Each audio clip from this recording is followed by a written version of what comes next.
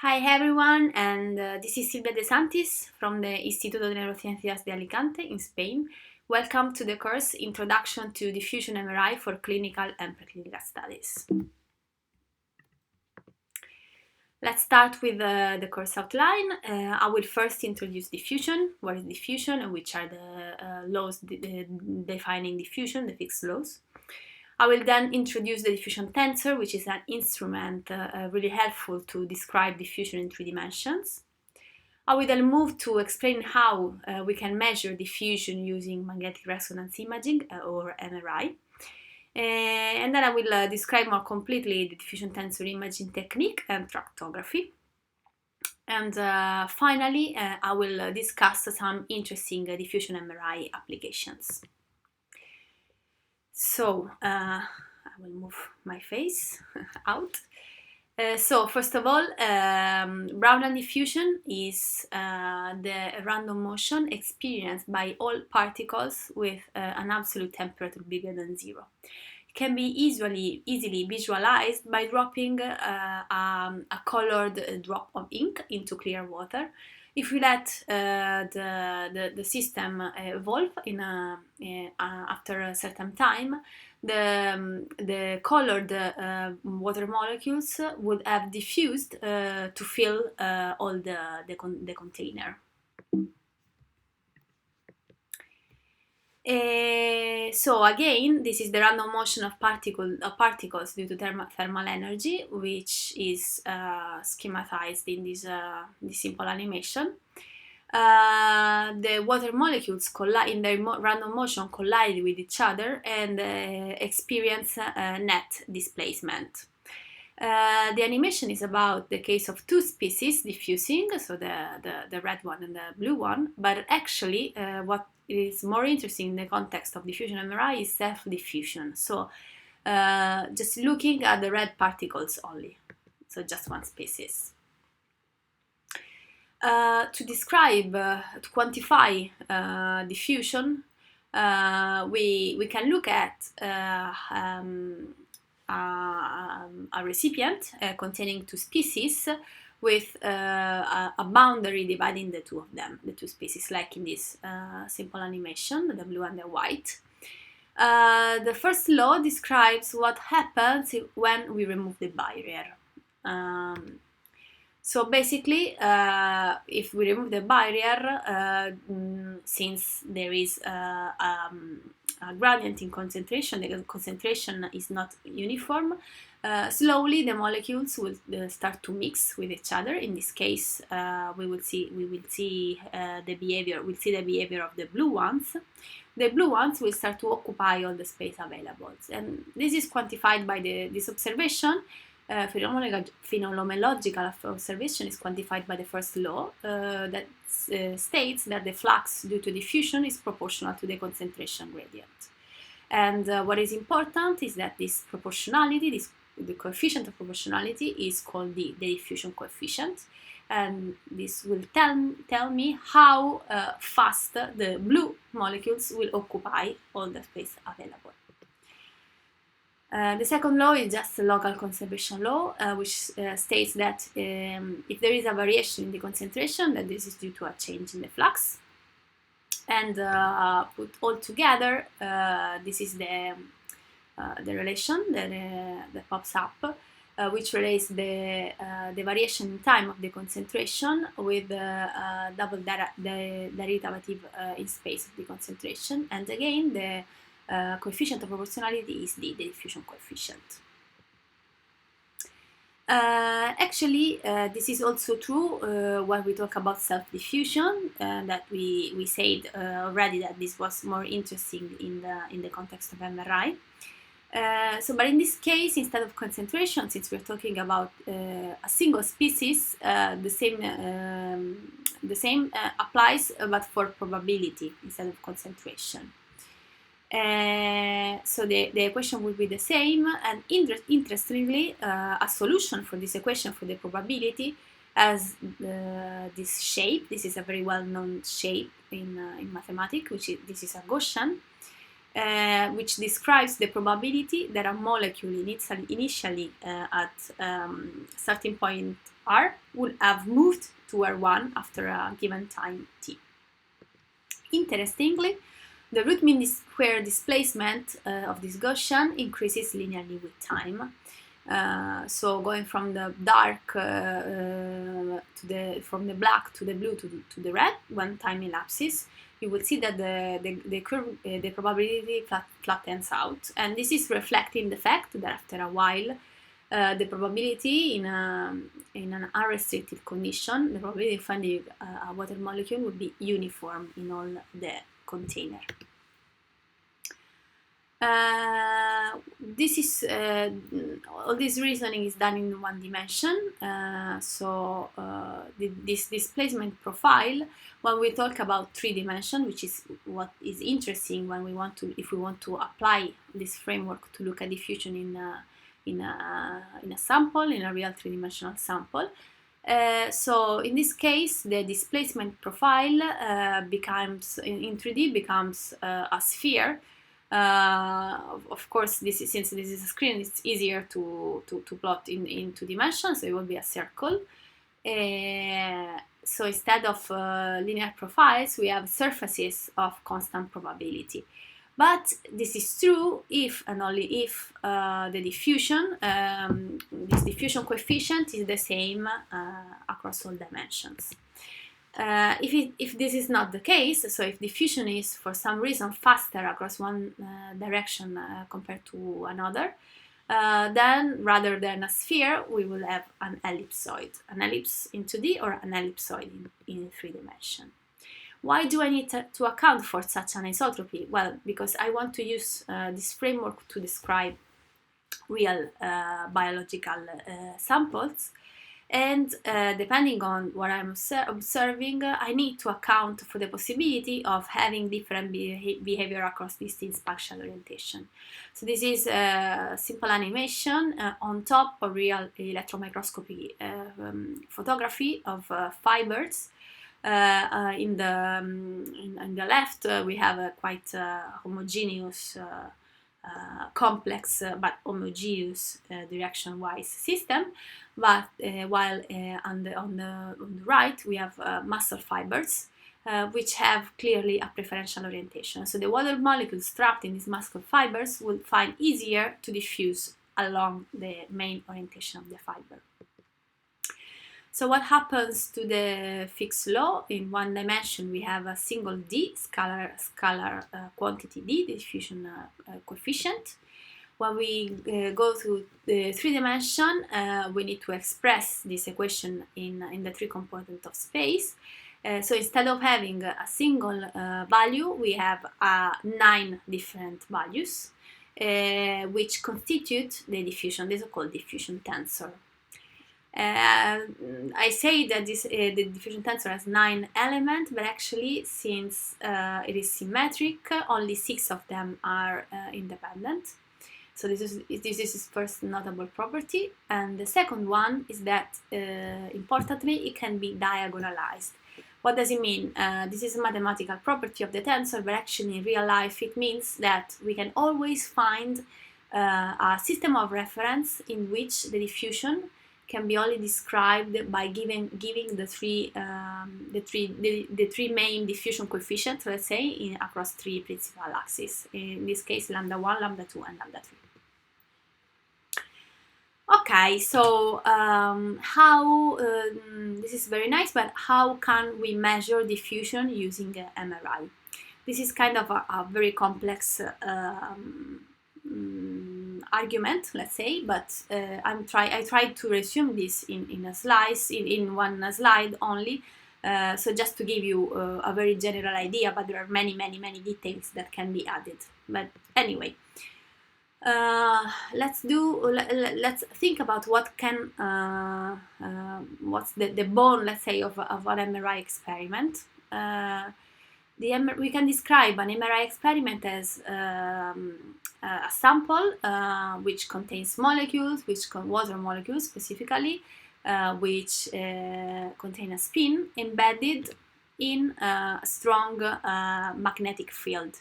The strong magnetic field is what is generated by the MRI machine, the big hole where the patient or the sample is inserted in. So what happens due to the magnetic properties of the spins? They align all together, generating a macroscopic magnetization that is named called M0. If I then add an alternating magnetic field, an oscillating magnetic field, this interacts with the magnetization M0, so that I can play with it, let's say. So I can rotate it in space, depending on the shape of the oscillating field. I can rotate it. If I let then the system evolve, it will go back to the condition of equilibrium.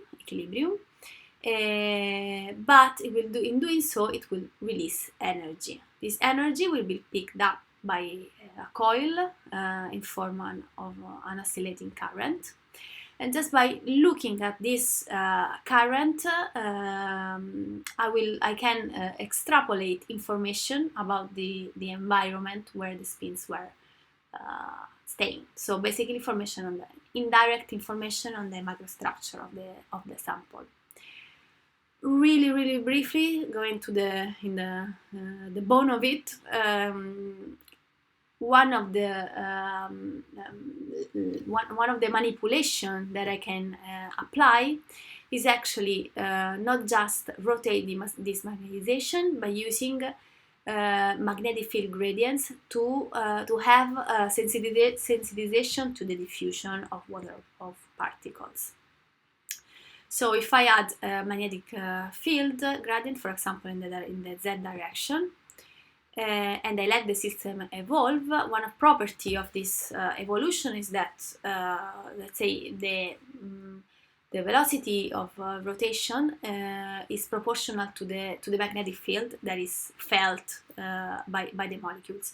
If in each position of space the molecules feel a different magnetic field, because I applied a magnetic field gradient, then if I use another pulse to reverse this rotation, again applying a magnetic field, if some of the spin have moved, like in the example, for example, the yellow one has moved and then the orange one has moved, then the reversal of the magnetization won't be 100% effective, and which means that the signal that I will measure will be reduced compared to the situation in which no spin had moved. By looking at this reduction and by comparing it with the condition in which no diffusion sensitization is applied, I can see how much the signal has reduced in intensity, is attenuated, and looking at this attenuation, I can measure the amount of diffusion. Of course, I can apply this magnetic field gradient along different orientation.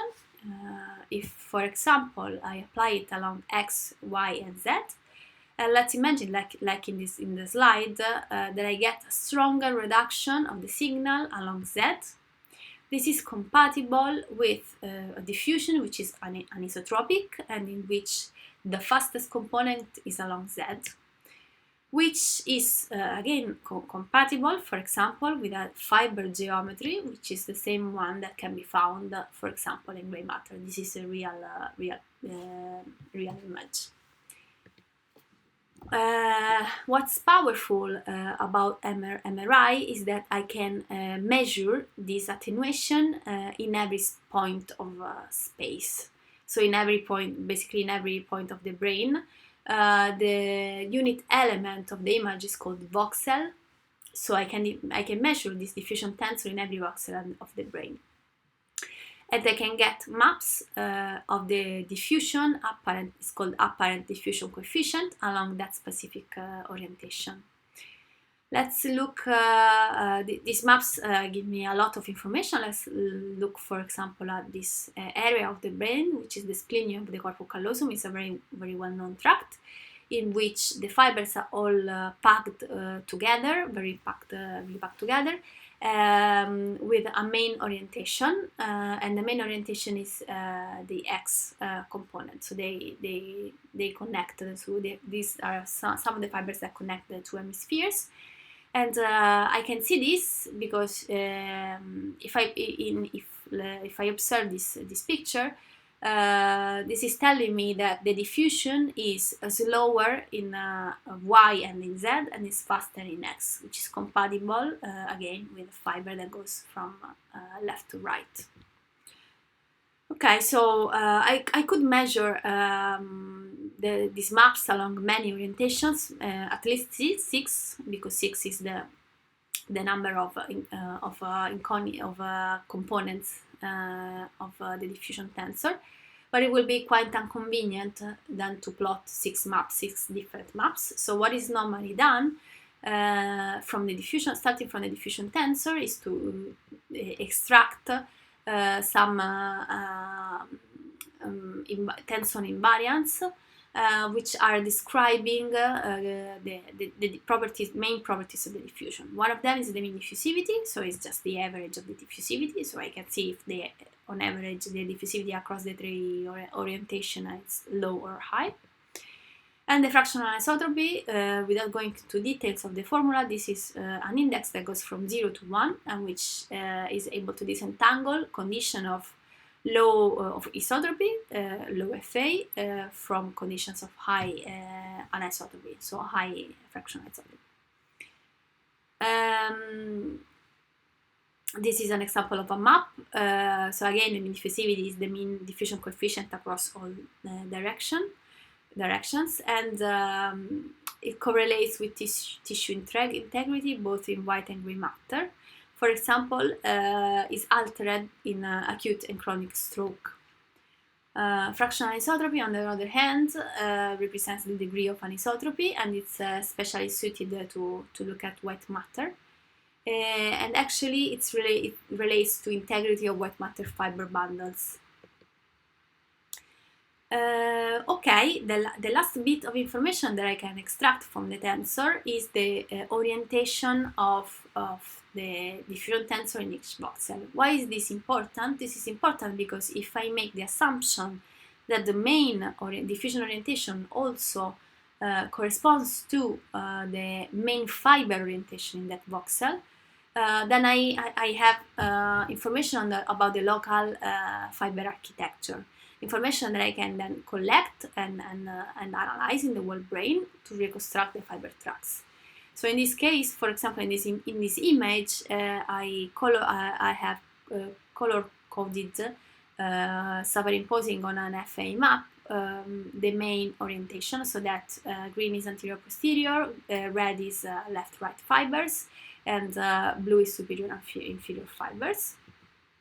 If I then zoom on a region of interest and I plot a tiny tensor for each voxel, if I start from one position and I just follow the orientation, the main fiber orientation, I displace in the image following the main fiber orientation, what I can do is I can reconstruct the fiber tract. If I then do this for every voxel on the brain, I can get an image representing all the white matter fiber in the brain. This is called the whole brain tractography.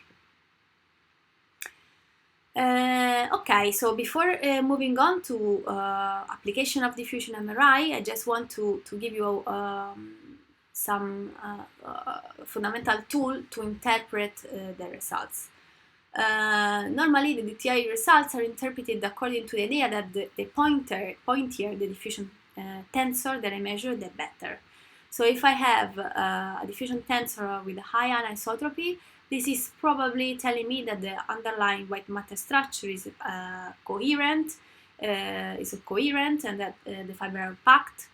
While if there is a reduction in anisotropy, this is probably due to the fact that there is a degradation, the white matter structure is degrading. For example, there is a axonal loss or demyelination. So I distinguish actually the situation as the one on the left is good one, and the one on the right is the bad one. So basically, squash the ellipsoid, which in terms of tensor invariance means low fractional isotropy and high diffusivity, indicates microstructural damage. Okay, before moving on, a quick summary of the idea behind the DTI. If I'm looking at somewhere in the brain where there is a highly ordered structure, which I can schematize as, for example, in white matter as cylinders, all aligned in the same orientation. If I'm looking at the diffusion in this geometry, a very good model to describe the diffusion is a tensor with a main principal axis, which corresponds with the main orientation of the fiber. And from that tensor, I can extract interesting quantities, maps, like the mean diffusivity and the fractional isotropy, and also I can reconstruct white matter fiber tracks. What can I do with these maps? Well, I can, for example, measure them in a cohort of patients suffering a particular disease that I'm interested in, and that I hypothesize that comes with white matter damage, and compare with a cohort of healthy subjects. Okay, so this is, let's start with, for the last 10-15 minutes, I would like to talk about some interesting application of diffusion MRI. Historically, the first one is the ischemic stroke. In fact, diffusion imaging was used for early detection of acute ischemic stroke. Compared to conventional contrast, another conventional contrast, T2 MRI contrast, diffusion-weighted MRI was able to show a change in the diffusion and diffusivity of the tissue as soon as 1 hour after the occlusion. This is in preclinical work, and yeah, this is comparing across time the changes in the diffusion parameter and T2 parameters. The biological underpinning that was driving this change in the microstructure was probably cell swelling and reduction of the extracellular space. But after then, diffusion MRI, since then, it was applied to a number of diseases, especially neurodegenerative diseases. I'm making here an example of multiple sclerosis, for example, which is a chronic inflammatory neurodegenerative disease characterized by both focal and diffuse demyelination and axonal loss. From looking at the picture, what's happening is that the white matter is attacked and damaged focally, so that different gray matter areas don't communicate as well as in healthy subjects. So this can be easily, these focal areas can be easily visualized with MD and FA maps. In fact, DTI changes, there are differences in the DTI indices between lesions and control. But interestingly, through DTI, it was possible to highlight that also the so-called normal appearing white matter outside lesions of patients was altered compared to healthy controls.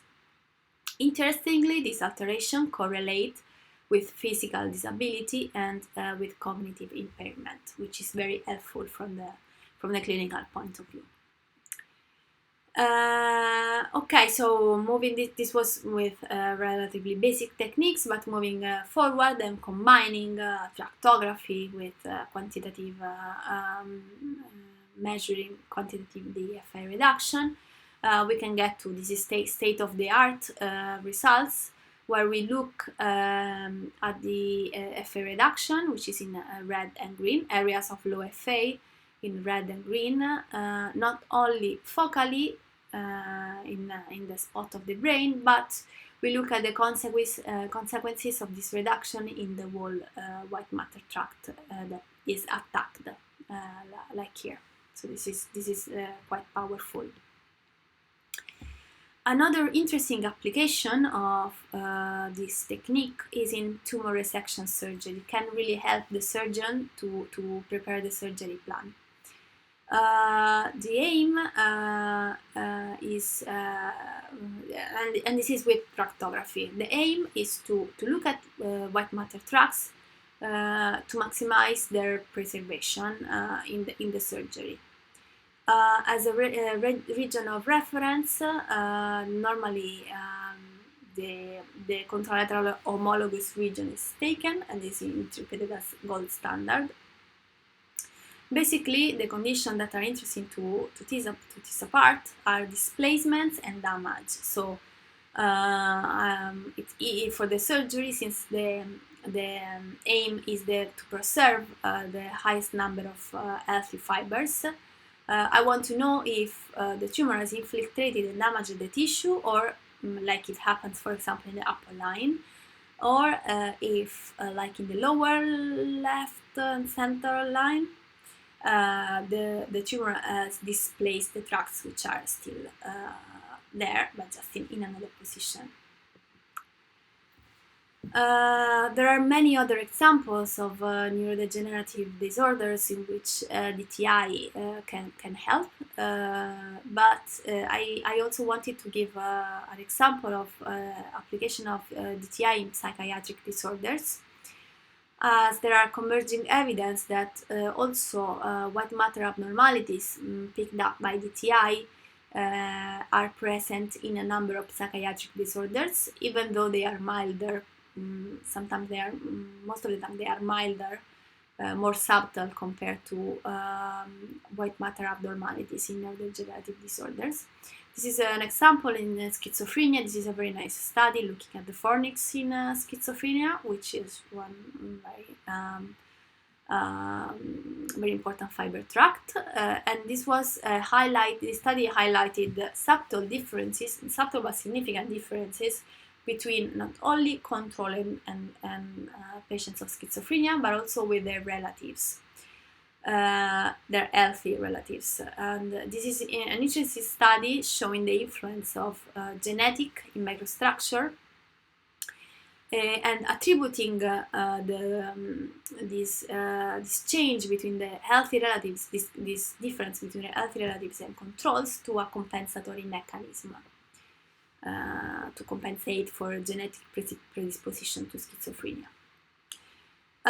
This is some work also in psychiatric diseases. DTI is really helpful, useful in addiction. This is work from our lab, and this is I want to talk about this work because it's an example of one very important property of this kind of approach. So this is the fact that they are non-invasive, so they can be used in longitudinal studies, but also that they are perfectly translatable. The framework, the TI framework, is perfectly translatable between animal and humans. So in this case, we compare the treatment-seeking alcoholic admitted to clinics with a rat model of chronic excessive alcohol consumption, which underwent a 2-bottle free choice paradigm. Where they basically are presented with 2 bottles, one with water and the other one with alcohol, and they end up intoxicated. This study allowed us to measure convergent evidence from humans and rats, demonstrating that alcohol is sufficient to generate microstructural damage in white matter. This is very important because in patients it's really difficult to tease apart the damage due to alcohol from the damage due to other comorbidities. And even more interestingly, we found that these changes indeed progress into early abstinence, contrary to the vision that the damage is stopped as soon as the alcohol is disconnected. This doesn't happen, at least in the first weeks. We went one step further by looking at the histological correlates of these changes. At least in gray matter, we found an abnormal activation of the glial cell in glial cells in alcohol in a rat model. And we use this result to look at the diffusion of dopamine which is a very important neurotransmitter in this affected tissue, let's say, and we proposed it as a new mechanism to addiction. So beside damage, what is also very interesting about DTI is that it can be used also to look at positive change, let's like this. In fact, this technique is also sensitive to both short and long-term plasticity. Plasticity is the capability of the brain to change with learning and experience. So interestingly, mean diffusivity, DTI in this case it was mean diffusivity, was able to pick up changes in the hippocampus following a short 2 hours navigation task, which in this case was a car race game, as I say, after only 2 hours.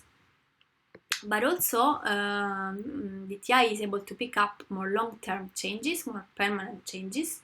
This is for example in an increase in FA after a few weeks of juggler training, reflecting the new ability that the brain has learned. The preclinical work again can help us to understand the biological correlates of these observed imaging changes. In this case, it was used a water maze, a so-called Morris water maze, as a learning paradigm. Basically, it's a swimming pool for the rats where they have to swim to find a hidden platform, and they learn the position of the platform. DTI again was able to pick up this learning, and it seems like there is a big involvement of glia cells. Okay, I've reached my conclusion. I reached my conclusion now. So what we saw is that MRI can be used to measure the diffusion tensor in the brain in vivo and non-invasively. Mean diffusivity and fractional anisotropy extracted from the diffusion tensor are sensitive indices of macrostructural damage in the brain, and that DTI can highlight microstructural damage in neurodegenerative psychiatric diseases, but also subtle microstructural changes in learning and plasticity. That's it for now. Thanks very much. Bye.